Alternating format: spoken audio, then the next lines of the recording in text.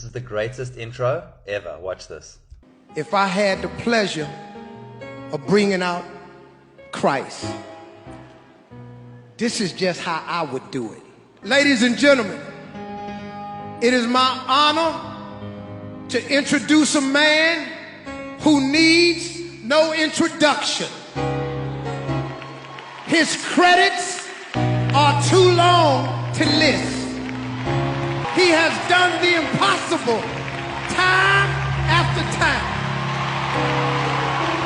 He hails out of a manger in Bethlehem, Jerusalem, by way of heaven.